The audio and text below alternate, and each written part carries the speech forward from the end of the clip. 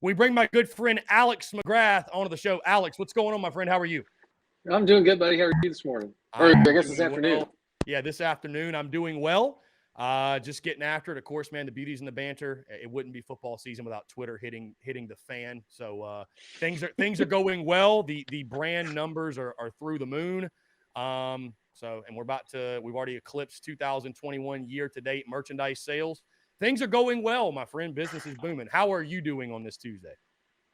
I'm doing pretty good, man. Doing pretty good. Just watching the fallout from a hotter than expected CPI report, but that's neither here nor there for what we need to talk about. For sure, for sure. Alex, we'll go ahead and dive into everything, man. The game against Arkansas, higher scoring than I expected. But I'll be honest with you, the game went sort of how I thought it would. In regards to we knew what the matchup problems were going to be. We know what the issues and deficiencies of this football team are. And we felt like most likely they were going to be exposed on Saturday. I'll just first ask you your overall takeaways from what you saw Saturday. Anything stand out, surprise you in any way? Was it what you expected? Just kind of a high-level overview, and then we'll dive into everything in detail. Cool. I mean, honestly, to be gashed like we were gashed in the first half from a defensive line perspective and just like general run defense perspective, to have that be a 5-point game at the end of the third quarter, I think kind of speaks volumes to the fight that's in this team. I think we just ran out of gas at the end, and certainly those are all things you can improve on. So hopefully we see that next iteration and that next jump from this past Saturday to this Saturday. Because certainly you've got an equal opponent coming in. Dude, and it's crazy how the beginning of this schedule, Alex, plays out, right? Because I feel like you took on Georgia State. They run for 200. Arkansas was just more of what Georgia State was, a better version, right? Similar type of styles, run the football, smash mouth. They run for 295. Now you got Georgia. So, you look at how, and we talked about it all preseason, again, the way this schedule sets up and the challenges early on. Let's first start, Alex, offensively. Had a lot of fans that were complaining that maybe we abandoned the run too early and we should have stuck with the run game. But then you listen to Shane Beamer in the post game, right? He talked about they were without Catalan. They were without Slusher. They were down guys in the secondary. The game plan was to attack, right, a battered and bruised secondary. Your just overall thoughts on the offensive game plan. And I think also, too, what you have to factor in, you go down 21-3, you kind of have to throw. I mean, you don't really have much of a choice. Your overall thoughts on just how, Marcus Satterfield attacked the game plan. I know we're going to get tired of talking about Marcus Satterfield, but until this offense is just a consistent, well-oiled machine, he's going to be a topic of conversation, and everybody's going to have something to say about him. Your overall thoughts on the way the Gamecocks offense attacked Arkansas's defense on Saturday?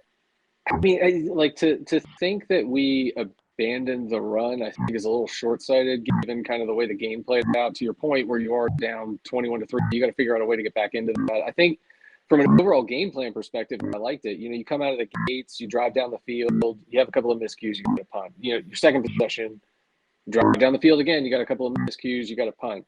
So, those are obviously things that you can clean up. But from an attacking standpoint, I thought we looked really good coming out of the gate initially. I mean, certainly you had some deep balls that you missed that, hopefully you can turn those into 50-50 balls a couple of weeks from now. That gives you a lot more success on that end.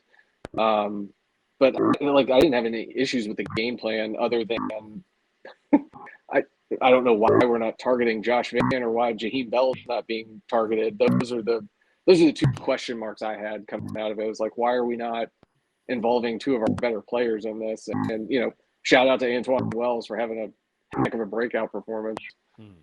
Yeah, I think that's something definitely. I want to give credit to the fact that every defense we play, right, they also know who our guys are. They know we want to get the football to Jaheim Bell. They know we want to get the football to a Josh Van, but especially like a Jaheim Bell. 4 carries for 5 yards. Granted, one of the carries was a touchdown, but 4 carries for 5 yards, no catches.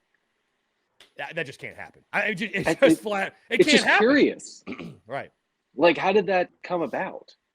Yeah. Like, that's the part I don't understand is, why like especially when you talk about taking shots down the field, or you talk about throwing 50-50 balls to people, like he is somebody that you should be throwing 3 of those to a game, because you know he's going to make his best effort to go get it, and then that creates your explosive play. So it's odd to me that we just didn't do that, and I don't know if that was, it just wasn't there, or that was by design, but it was odd. Yeah. Yeah, for sure. I mean, again, I'll ask you this. Anytime, win or lose, quarterback gets way too much of the credit, way too much of the blame. You look at Spencer Rattler's play on Saturday. What did you think of his performance? I thought, again, you throw for 376. Yes, he had the late game, kind of forced the ball into the end zone, trying to make a play. I think it's obvious he still doesn't, I hear people say, well, he doesn't trust his protection. It's like, well, no kidding. Like, no joke. But overall, your thoughts on his performance. I mean, again, I think, we're starting with the positives, because I think that is the positive that you can take away is the way this offense played, just in regards to just seeing them have some success. And again, it all starts with 7 under center. I mean, I think he played a pretty good game. Like I hearing what Steven said last week, where he thought, there were several situations where Spencer just kind of got happy feet. Like, hearing him say that and watching the game under that lens, I saw that several times, where it was just like, you didn't have pressure on you immediately, and it was just kind of like, well, I'm going to scramble out here a little bit. So I think those are things that you can clean up. But, overall, I thought he played really well. And truthfully, the protection, I thought, was worlds different this week than it was against Georgia State. So I think those are 2 positives I take away, and certainly things that can be improved on week over week throughout the season. Yeah, I thought pass pro Alex was a lot better. We do need to give credit to the offensive line. Pass pro certainly, again, improved. The running game, still a deficiency. I guess I'd ask you, moving forward, what do you feel like? Do you think this offense's identity, because we're still searching for one, right? And I talked to Steven Garcia about this yesterday. Do you feel like this offense should just scrap the run game and go more towards a pass-heavy? Like what is – and I know maybe it's not a great game to make that determination from, because, again, the matchup against Arkansas, I mean, they're going to push a lot of people around, man. They're a big physical football team. But is there anything you take away from the offense that you'd like to see them carry over into Georgia, and more so throughout the rest of the season? I mean, do you think this should be an offense that relies on the pass game heavily? Because I would like to see this team have some success running the football, but I also feel, I mean, if it's not there, you're going to kind of have to do what you did on Saturday, which is become pass happy. I think, just from what I kind of throw last year from an offensive identity standpoint, just kind of out the window, because you had such a rotating quarterback situation throughout the year, where it's Zeb Nolan, then it's Luke Doty, and then it's Zeb again, and then it's Jason Brown. And so you didn't really have that identity under center that, it was, it's the same player who can do the same things. So given what we saw last year, given what we've seen this year, just in the struggle to run the football on a consistent basis, what I'd like to see from an identity from them, given the weapons you do have on the outside and given the player you have pulling the trigger, is just a more oriented pass offense to then open up the run. Instead of trying to run first to establish that, let's establish our game plan through the air that they can open up the run in the second half of it. Now, Alex, you moved to the defensive side of the football. And really the story of this ball game, because a lot of folks after Saturday were talking, for just whatever reason, about the shortcomings of the offense and Satterfield and the game plan. But, dude, you give up 295 yards rushing. And I listen, I understand it's a team game, right? The offense needs to help the defense by staying out on the field longer. They do. Nobody would deny that. But how long are we going to use the excuse of, well, it's the offense's fault that the defense isn't stopping the run? I mean, dude, at some point, right? At some point, you just have to face the reality that for whatever reason, we are struggling in that facet of the game. And again, Arkansas, bad matchup. Big physical offensive line. They've got a bigger offensive line than I would argue probably some NFL teams. I don't know that for a fact, but I'm sure they are comparable to some NFL teams. But You look at this football team, and I want to try to find bright spots, Alex, from the defense. Again, there will be much more favorable matchups. This defense, it's not like I think that Arkansas game is going to define them in any way, but it looks a lot like the same defense as last year. Where you look at the statistics, it's just through 2 games, but you're ranked near the bottom of college football in run defense, and your pass defense is ranked 15th. Right? Okay. It Right. feels damn near the exact same. I'm having deja vu. What you saw from the Gamecocks defensively, again, in just this 1 game sample size, we're not putting a nail in their coffin. We're not saying they're going to be terrible forever, but the matchup we feared, I guess I should say, going into Saturday, it exposed itself. I mean, it did, but on the flip side of that coin, like, based on what we saw Saturday, like, Arkansas very well may win the SEC West. So that's not like a joke of an opponent. That's an extremely talented football team that does one thing really, really, really well, and that's be extremely physical on the front end with very good running backs. And so, I think we all know that from like our kind of our top line, we've got good players there, but it's building that depth that hasn't been there. And so when you get into a situation where you're just getting run on and run on and run on, that's where you got to have that depth that can come in behind you and continue to clean that up, or at least give you reprieve from that onslaught. And we just don't have that at this point, and there's not a quick fix for that. Yeah. But I'm kind of stunned that people are blaming the offense for the defensive struggles on this one.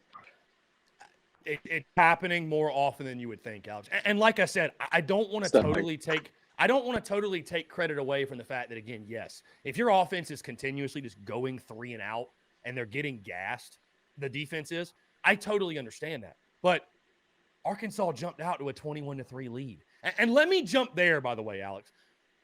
This team, I don't know why it has become such a trend, but man, and I want to give credit to this too. We've played some really good football teams on the road, right? You look over since the Shane Beamer era has begun, like the SEC games on the road, we're talking Georgia, we're talking A&M, Tennessee, Arkansas. Like, these are not slouches, right, that we are playing on the road.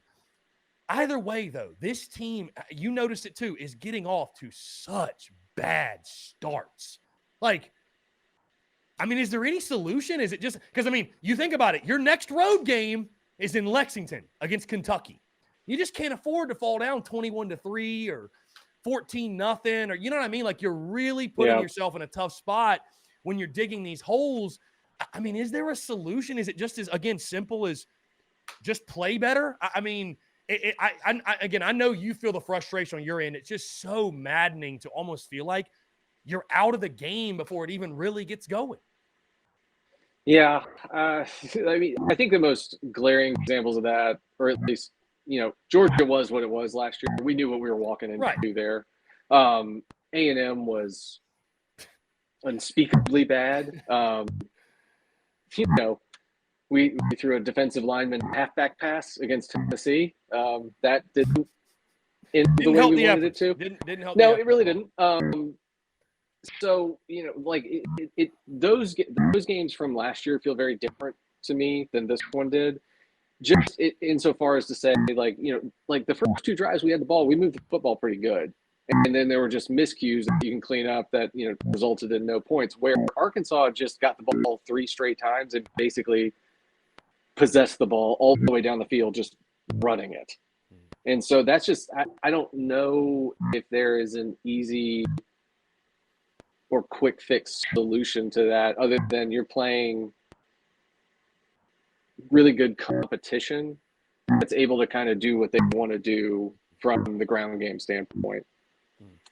And I would say, Alex, the good news is this, after leaving that game on Saturday, and, I think I thought for the most part, the reaction to the loss was, no moral victories, but I don't think people were like jumping off a ledge necessarily. But those that were, because there were some, I think what you saw is people that went against what I said and don't put the entire stock of the season in this week 2 game, a game that, again, doesn't favor you with the matchups.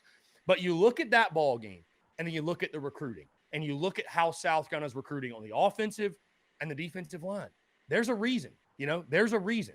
And, we face the issues head on, right? Some people shy away from it. It makes them uncomfortable. They don't want to face the issue. We face the issue. Line of scrimmage is the problem right now with this football team. Obviously, you can be upgraded across the board. Every single position on the field can get better. And that doesn't mean this team is doomed to last year you won 7 games with practically the same guys you had on the line of scrimmage last year. But reinforcements are on the way. I think that is something that can make Gamecock fans feel good.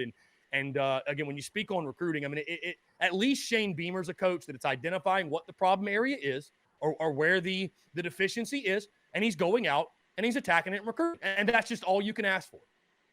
Oh, yeah, for sure. And, to your point, you can't throw the season like out the window because of this. Again, like everything that unfolded on Saturday, like Arkansas might legitimately win the Western side of this division. At least challenge Bama, because it sure don't look like A&M's going to do it. They are paying a lot of money for that coach to get dominated by Appalachian State.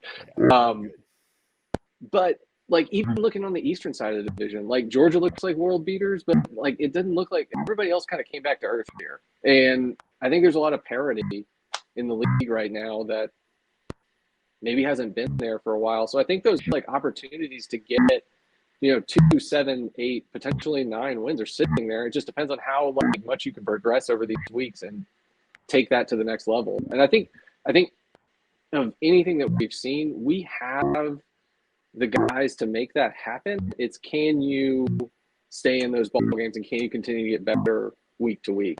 Because I was listening to your pod yesterday, just kind of talking about offensive line progression from last year to this year, and it's just like, are they the same players? Of course, but it's just that experience in the system and just getting more snaps under your belt and getting better. And I think, week 1 to week 2, they looked a lot better in pass pro. So can you continue the growth in that trend?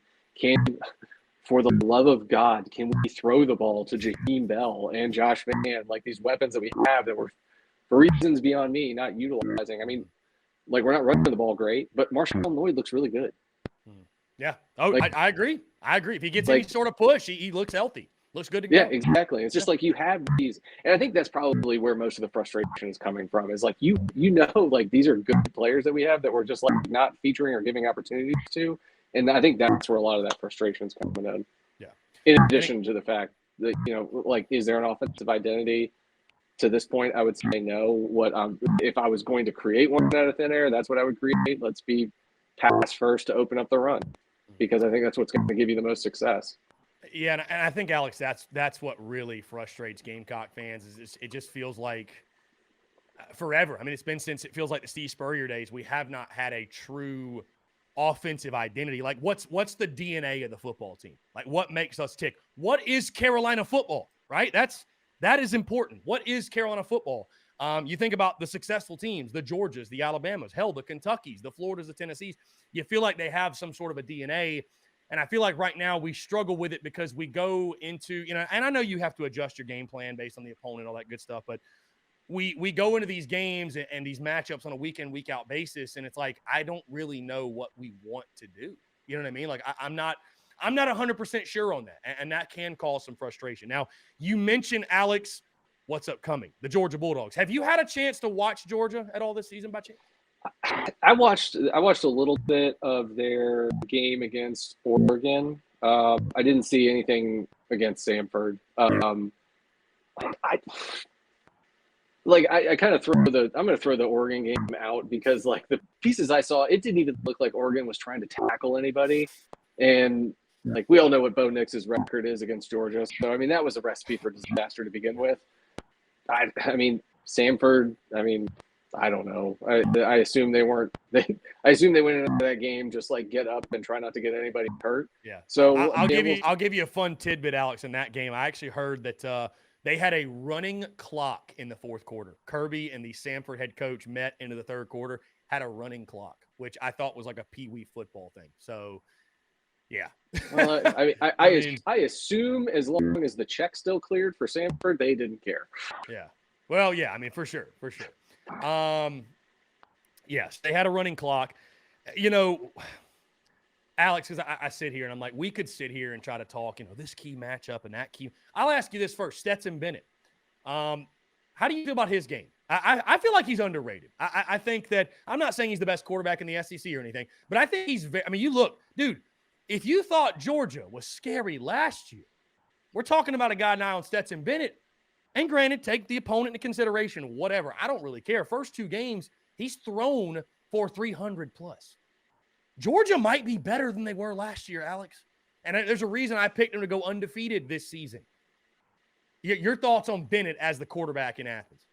I mean, I think he's done an outstanding job, for sure. But like my big question with Georgia, and I think which more or less kind of worked into my season prediction for us, was like, given what they lost on defense, that's going to just put more pressure on the offense to score points. And watching last year, Stetson didn't have to do. I mean, he played great. I'm not saying that, but he wasn't the key cog in making that engine run.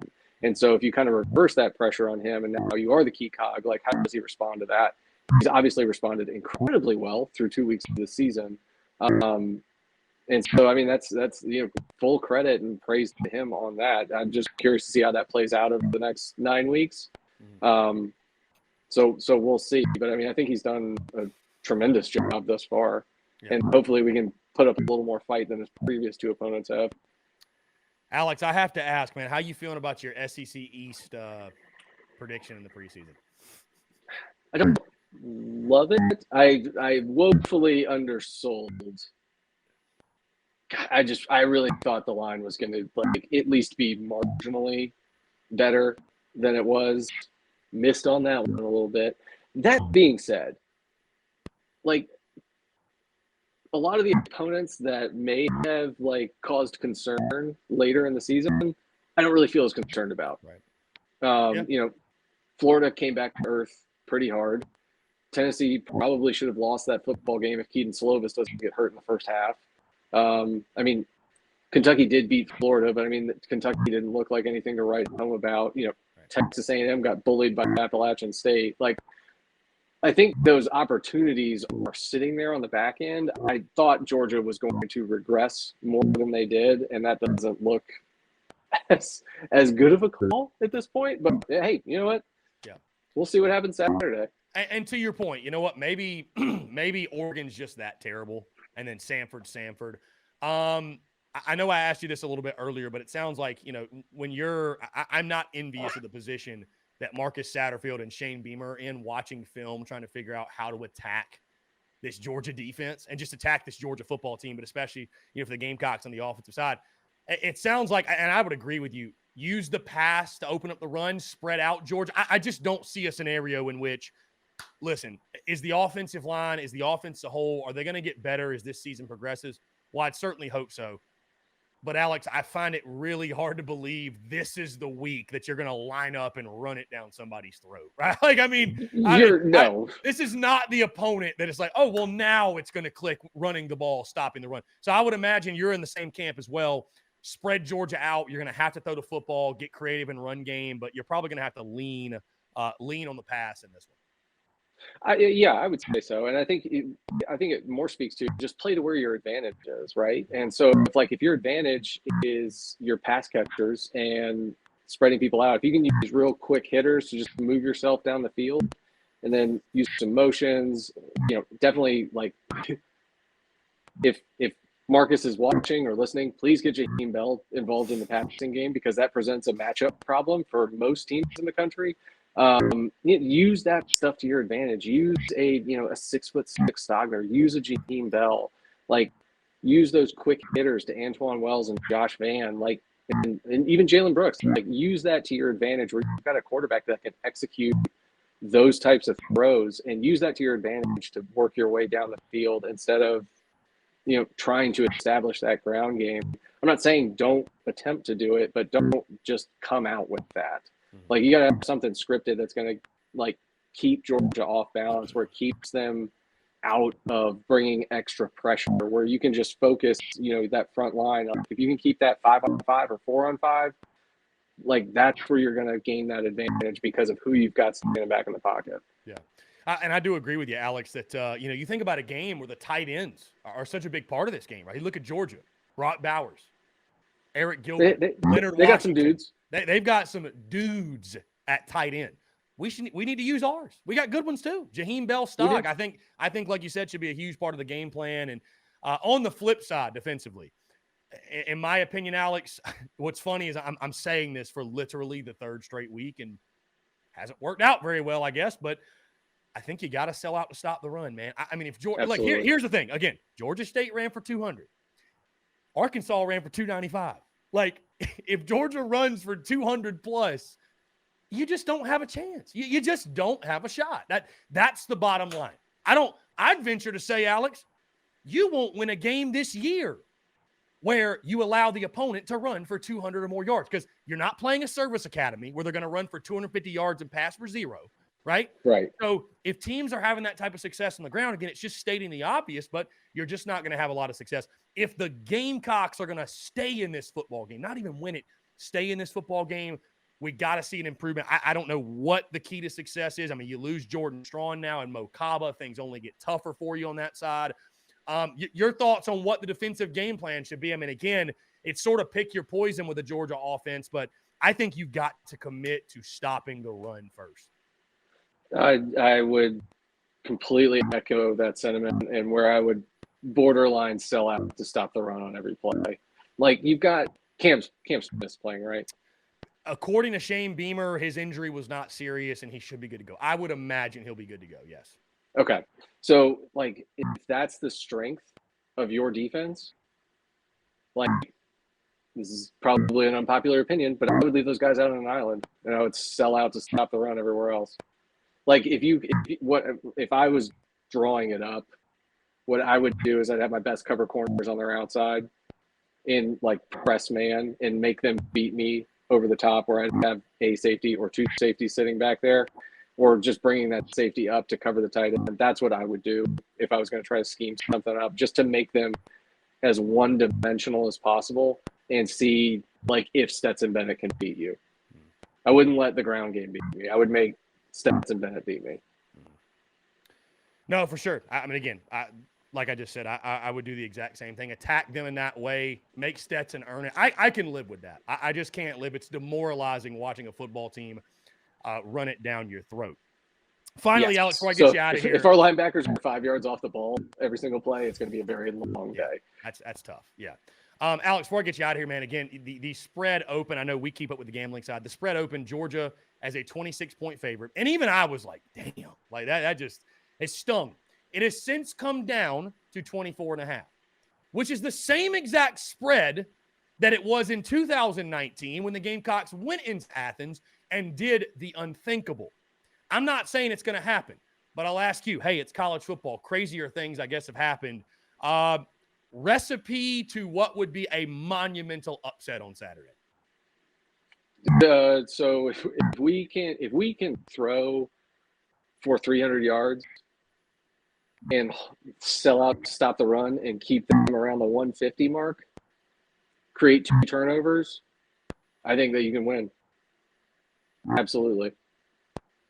Yeah, I think it's going to have to be a similar recipe to success as you saw in 19. You need Stetson Bennett not have his best day, throw a couple picks, maybe you get a pick 6. I think Beamer ball needs to play a big part in this football game, man. I don't know, some fakes, a block punt, a block kick, like that has to happen. I think a defensive and or special teams touchdown has to happen to win this football game. Like, you have to lean on that.